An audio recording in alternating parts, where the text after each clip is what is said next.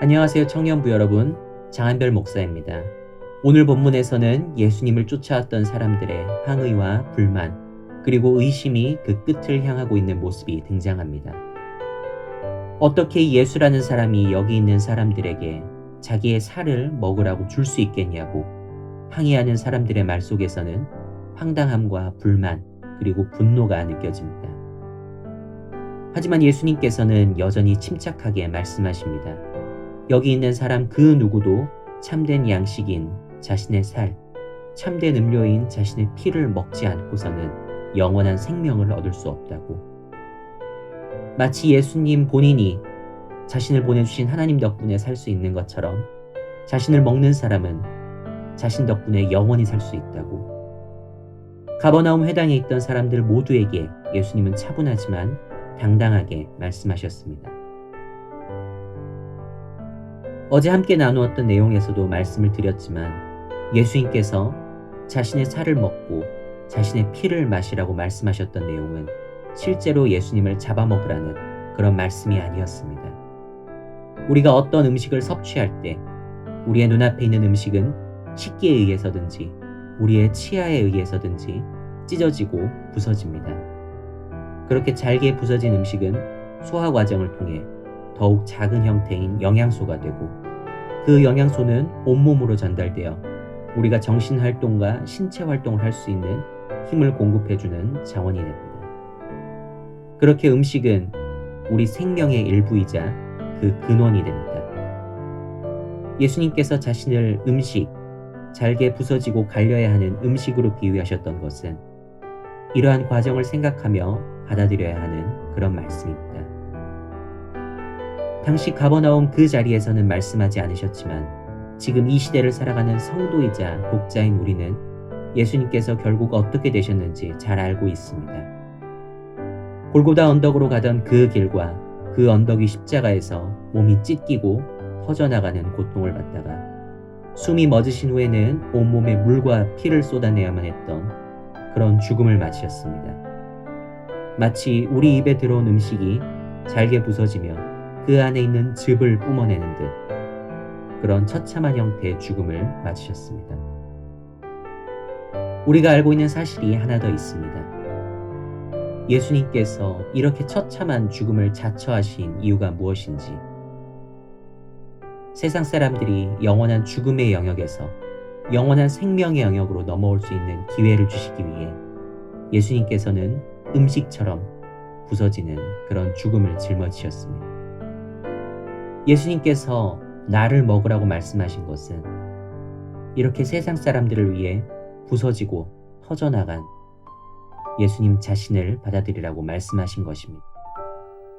이런 예수님의 가르침과 죽음, 부활하심과 승천의 모든 과정이 우리를 위한 것임을 받아들이고 예수님을 나의 삶의 일부이자 전부로 받아들여 영원한 생명을 얻으라고 말씀하셨던 것입니다.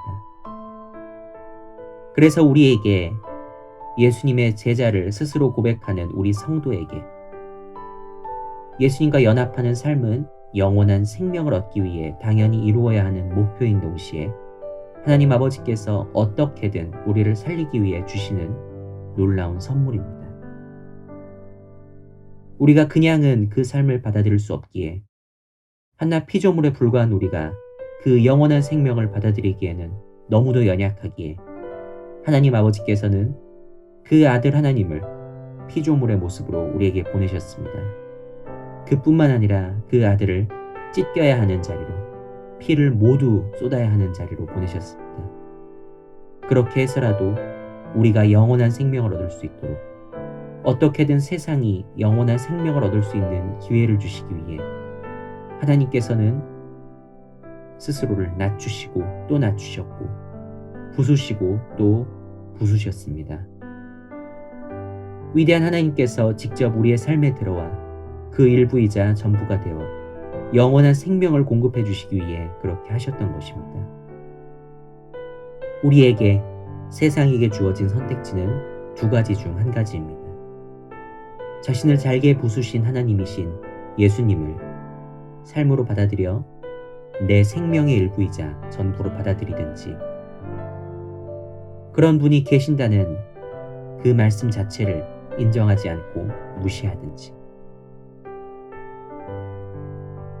오늘 하루는 우리에게 한없이 스스로를 낮추신, 우리를 위해 양식이 되고 음료가 되기를 자처하신 하나님이신 예수님의 놀라운 사랑과 은혜를 떠올리는 하루가 되기를 바랍니다.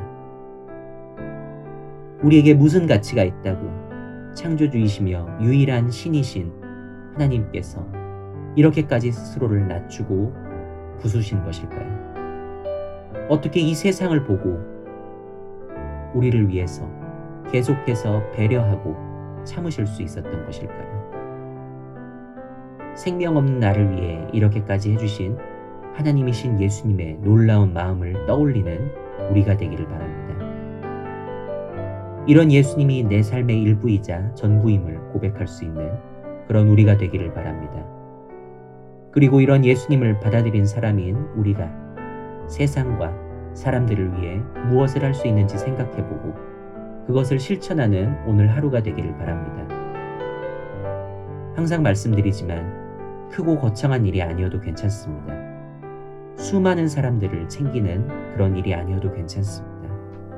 내 옆에 가장 가까운 곳에 있는 그 한 사람을 챙길 수 있는 일이어도 그것이 나와 하나 되신 예수님을 드러내는 일이라는 확신이 있다면 그 일이야말로 하나님께서 기뻐하시는 일이라는 것을 믿으시기 바랍니다. 오늘 하루가 나와 하나 되기 위해 한없이 낮추신 예수님의 사랑을 떠올리며 그 감격을 나눌 수 있는 그런 하루가 되기를 바랍니다. 우리에게 이런 축복이 있기를 겸손하고 온유하신 우리 주 예수 그리스도의 이름으로 기도합니다. 아멘.